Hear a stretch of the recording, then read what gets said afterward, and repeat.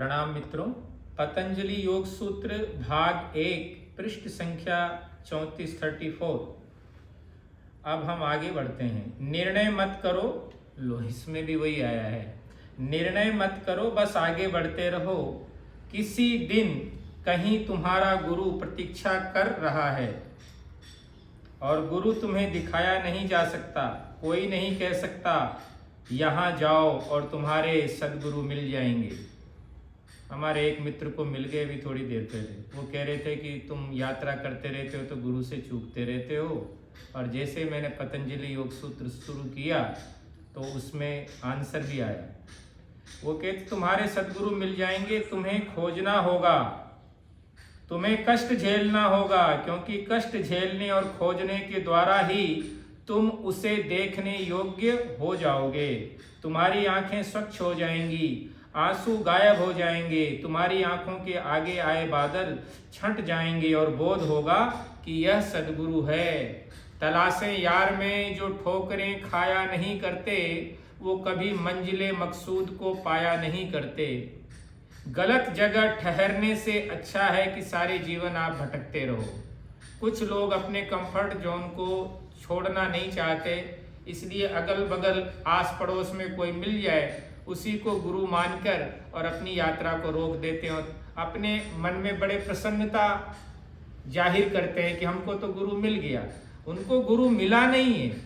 उनको संसार की इस यात्रा की झंझटों से बचने के लिए उन्होंने नाम मात्र का किसी एरे गेरे नत्थु खेरे को तथाकथित को गुरु मान लिया ताकि उनको संकट न झेलना पड़े। ऐसे ही मेरे कुछ मित्र हैं, उन मित्रों ने भी कहा कि गुरु बनाओ गुरु बनाओ, तो हमने किसी व्यक्ति को गुरु बना लिया और उसको गुरु बनाया तो उसको आता जाता कुछ है ही नहीं।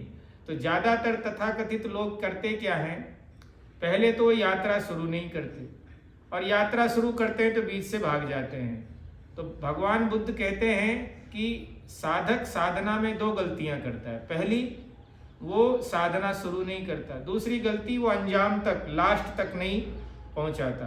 तो इसलिए कहते हैं कौन कहता है तेरा पता नहीं है, कोई ढूंढने की हद तक तुझे ढूंढता नहीं है।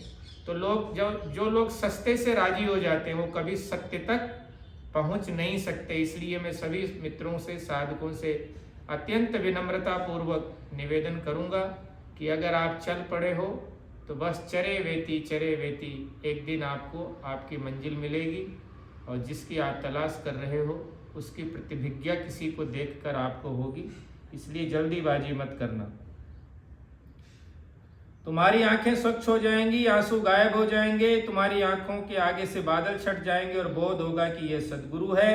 ऐसा कहा गया है। एक सूफी जुन्नेद एक बूढ़े फकीर के पास आया, वह और उनसे कहने लगा, मैंने सुना है आप जानते हैं, मुझे राह दिखाइए। बूढ़े आदमी ने उत्तर दिया, तुमने सुना है कि मैं जानता हूँ, तुम नहीं जानते कि मैं जानता हूँ। जुन्नेद ने कहा, आपके प्रति मुझे कुछ अनुभूति नहीं हो रही, लेकिन बस एक बात करें, मुझे वह राह दिखाएं जहाँ मैं अपने गुरु को पा सकूं। वो बूढ़ा आदमी बोला, पहले मक्का जाओ, तीर्थ यात्रा करो और ऐसे आदमी को खोजो जो पेड़ के नीचे बैठा हो। उसकी आंखें ऐसी होंगी जो रोशनी फेंकती होंगी, तुम उसके आसपास कस्तूरी सुगंध महसूस करोगे। जाओ और खोजो। फिर क्या हुआ, जुन्नेद 20 वर्ष तक यात्रा करता रहा, बिल्कुल मेरी तरह। जहां कहीं सुना कि कोई गुरु है वहां गया। फिर क्या हुआ, लेकिन उसे न तो वो पेड़ मिला, न वो कस्तूरी वाली सुगंध, और न ही जिस आंखों का वर्णन किया उस बूढ़े आदमी ने किया, न वो आंखें मिली। जिस व्यक्तित्व की खोज कर रहा था वो मिलने वाला ही नहीं था, और उसके पास एक बना बनाया फार्मूला था जिससे वह तुरंत ही निर्णय कर लेता, यह मेरा गुरु नहीं है, और वह आगे बढ़ जाता। 20 वर्ष पश्चात वह एक खास वृक्ष तक पहुंचा। गुरु वहां था। कस्तूरी की गंध धुंध की भांति उस व्यक्ति के आसपास हवा में बह रही थी। उसकी आंखें प्रज्वलित थी, लाल प्रकाश उससे छलक रहा था। वही था वह व्यक्ति। जुन्नेद गुरु के चरणों पर गिर पड़ा और बोला, गुरुदेव, मैं 20 वर्ष से आपको खोज रहा था। गुरु ने उत्तर दिया, मैं भी 20 वर्ष से तुम्हारी प्रतीक्षा कर रहा था। फिर से मेरी ओर देखो। जुन्नेद ने देखा वह व्यक्ति वही था जिसने 20 वर्ष पहले उसे गुरु को खोजने का मार्ग दिखाया था। जुन्नेद रोने लगा और बोला, आपने ऐसा क्यों किया? क्या आपने मेरे साथ मजाक किया? 20 वर्ष बेकार हो गए। आप क्यों नहीं कह सके कि आप मेरे गुरु हैं? बूढ़े आदमी ने जवाब दिया, उससे मदद न मिलती, उसका कुछ उपयोग न होता, क्योंकि जब तक तुम्हारे पास आंखें नहीं हैं देखने के लिए, कुछ नहीं हो सकता। सिर्फ शायर देखता है, कहूँ की असलियत हर किसी के पास तो ऐसी नज़र होती नहीं। तो जब आप यात्रा करते हो तो आपकी आंखों के सामने जो धुंधलका है वो दूर होता है। इन 20 वर्षों ने तुम्हारी मदद की है मुझे देखने में। मैं वही व्यक्ति हूँ जैसा कि तब था, लेकिन 20 वर्ष पहले तुमने मुझसे कहा था कि तुम्हें मेरे प्रति कोई अनुभूति नहीं होती, तो मैं तो वही हूँ, लेकिन अब तुम अनुभूति पाने में सक्षम हो गए हो, तुम बदल गए हो। इन पिछले वर्षों ने तुम्हें जोर से मांझ दिया है, सारी धूल छट गई, तुम्हारा मन निर्मल है। कस्तूरी की यह सुगंध उस समय भी थी, लेकिन इसे सूंघने की तुम में क्षमता न थी। तुम्हारी नाक बंद थी, तुम्हारी आंखें कार्य नहीं कर रही थी, तुम्हारा हृदय सचमुच स्पंदित नहीं हो रहा था, इसलिए संयोग संभव नहीं था। तब तुम स्वयं नहीं जानते और कोई नहीं कह सकता कि तुम्हारी श्रद्धा कहाँ घटित होगी। मैं नहीं कहता गुरु पर श्रद्धा करो, मैं केवल इतना कहता हूँ ऐसा व्यक्ति खोजो जहाँ श्रद्धा घटित होती हो। वही व्यक्ति तुम्हारा गुरु है और तुम कुछ कर नहीं सकते इसे घटित होने देने में। फिर तुम्हें घूमना होगा, घटना घटित होनी निश्चित है, लेकिन खोजना आवश्यक है, क्योंकि खोज तुम्हें तैयार करती है। ऐसा नहीं कि खोज तुम्हें गुरु तक ले जाए, खोजना तुम्हें तैयार करता है ताकि तुम उसे देख सको। हो सकता है वह तुम्हारे बिल्कुल नजदीक हो। प्रश्न संख्या दूसरा है, पिछली रात्रि आपने सत्संग और शिष्य के गुरु के निकट होने पर बात की, क्या इसका अर्थ शारीरिक निकटता है? वह शिष्य जो गुरु से बहुत शारीरिक दूर पर रहता है, क्या वो नुकसान में रहता है? ऐसा प्रश्न भगवान से पूछा। अब भगवान उसका उत्तर दे रहे हैं। वो कहते हैं हाँ और नहीं। हाँ, आरंभ में शारीरिक निकटता आवश्यक है, क्योंकि जैसे कि तुम हो, अभी तो तुम कोई चीज समझ नहीं सकते, तुम शरीर को समझ सकते हो, तुम शारीरिक भाषा समझ सकते हो, तुम भौतिक स्तर पर जीवित हो, इसलिए हाँ, शारीरिक निकटता आवश्यक है आरंभ में। फिर लेकिन मैं कहता हूँ नहीं भी, क्योंकि जैसे ही तुम विकसित होते हो, जैसे ही एक अलग भाषा सीखना आरंभ करते हो कि जो गैर शारीरिक है, तब शारीरिक निकटता की आवश्यकता नहीं है। तब तुम कहीं भी जा सकते हो, तब दूरी से कोई अंतर नहीं पड़ता, तुम्हारा संपर्क बना रहता है। और केवल स्थान की दूरी ही नहीं, समय से भी कुछ अंतर नहीं पड़ता। और सुनो, आगे की बात बहुत गजब की है। गुरु का शरीर न रहे, लेकिन तुम्हारा संपर्क तब भी बना रहता है। उसने अपना भौतिक शरीर त्याग दिया, लेकिन तुम्हारा संपर्क बना रहता है। यदि श्रद्धा घटित होती है तो समय और स्थान दोनों का अतिक्रमण हो जाता है। तो फिर क्या है? श्रद्धा ही चमत्कार है। यदि श्रद्धा है तो बिल्कुल अभी तुम्हारी निकटता बन सकती है। किससे? मोहम्मद से, जीसस से, बुद्ध के साथ। लेकिन यह कठिन है। यह कठिन है क्योंकि तुम जानते नहीं कि श्रद्धा कैसे की जाए। तुम एक जीवित व्यक्ति पर भरोसा नहीं कर सकते, तो एक मृत व्यक्ति पर भरोसा कैसे कर सकते हो? लेकिन यदि श्रद्धा घटित हो तो तुम इस क्षण भी बुद्ध के निकट हो सकते हो, और उनके लिए बुद्ध जीवित हैं जिनकी उनमें आस्था है। वाह, क्या बात कही! कोई गुरु कभी मरता नहीं उनके लिए जो श्रद्धा करते हैं। जय हो। वह मदद करता रहता है, वह हमेशा यहाँ ही है। लेकिन तुम्हारे लिए बुद्ध यहाँ शारीरिक रूप में भी मौजूद हों, यदि तुम्हारे आगे या पीछे खड़े हों या तुम्हारे साथ भी बैठे हों, तुम उनके निकट न होगे। तुम्हारे और बुद्ध के बीच एक बड़ी दूरी बनी रहेगी। प्रेम, श्रद्धा, आस्था, स्थान, समय दोनों को मिटा देती है। प्रेम, श्रद्धा और आस्था क्या करती है? स्थान और समय दोनों को मिटा देती है। आरंभ में क्योंकि तुम दूसरी कोई भाषा नहीं समझ सकते हो, शारीरिक निकटता आवश्यक है, लेकिन केवल आरंभ में। एक घड़ी आएगी जब गुरु स्वयं तुम्हें दूर जाने के लिए विवश कर देगा, क्योंकि वह भी आवश्यक हो जाता है। वरना हो सकता है तुम शारीरिक भाषा के साथ ही चिपटे रहना शुरू कर दो। गुरजियप जिंदगी भर लगभग हमेशा ही अपने शिष्यों को बाहर दूर भेजता रहा। वह उनके लिए इतनी दुखद स्थितियां निर्मित करता कि उन्हें जाना ही पड़ता। उसके साथ रहना असंभव हो जाता। एक निश्चित स्थिति तक पहुंचने के बाद चले जाने में वह उनकी मदद करता। वह वास्तव में उन्हें जाने के लिए विवश कर देता, क्योंकि शारीरिक रूप पर किसी को बहुत निर्भर नहीं रहना चाहिए। वह दूसरी उच्चतर भाषा विकसित होनी चाहिए। तुम जहाँ भी हो, गुरु के निकट होने की अनुभूति पानी आरंभ करनी होगी, क्योंकि शरीर का अतिक्रमण करना ही है। केवल तुम्हारे शरीर का ही नहीं, गुरु के शरीर का भी अतिक्रमण करना है। लेकिन आरंभ में शारीरिक निकटता से बड़ी मदद मिलती है। एक बार बीज बो दिए जाते हैं, एक बार वे जड़ें पकड़ लेते हैं, तुम काफी मजबूत हो जाते हो, तब तुम दूर जा सकते हो। तब भी तुम गुरु को अनुभव कर सकते हो। यदि दूर चले जाने भर से संपर्क खो जाता है, तब वह संपर्क बहुत महत्वपूर्ण नहीं था। जितना दूर तुम जाते हो, भरोसा और अधिक बढ़ेगा, क्योंकि इस पृथ्वी पर तुम चाहे जहाँ कहीं हो, गुरु की उपस्थिति का निरंतर अनुभव करोगे। भरोसा बढ़ेगा।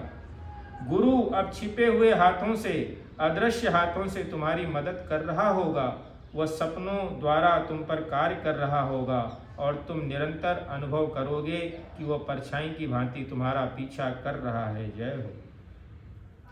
लेकिन यह बहुत बड़ी विकसित भाषा है। बिल्कुल आरंभ में ही इसके लिए प्रयत्न मत करना, क्योंकि तब तुम स्वयं को धोखा दे सकते हो। धीरे धीरे आगे बढ़ो। जहाँ कहीं भरोसा बने, श्रद्धा घटित हो, आंखें बंद कर लेना, आंखें मूंद पीछे हो लेना। वस्तुतः जिस घड़ी श्रद्धा घटित होती है, तुमने आंखें बंद कर ली होती है। तब तर्क करने या सोचने का प्रयोजन क्या है? श्रद्धा घटित हो गई। श्रद्धा अब कोई बात सुनेगी नहीं। तब पीछे चलो और गुरु के निकट बने रहो, जब तक कि वह स्वयं तुम्हें दूर न भेजे।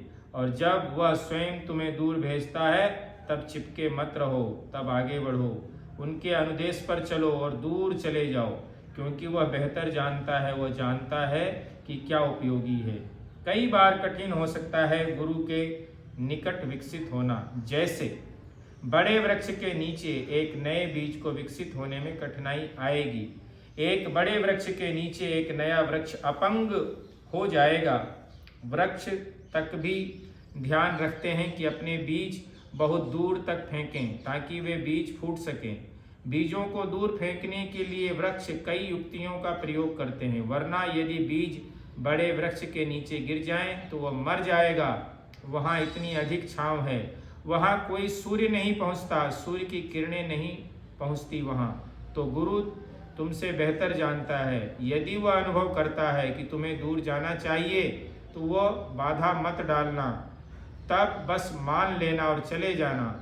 यह दूर चले जाना गुरु के और अधिक निकट आना हो जाएगा। यदि तुम स्वीकार कर सकते हो बिना किसी प्रतिरोध के, तो दूर चले जाना और अधिक निकट आना होगा। तुम एक नई निकटता उपलब्ध करोगे।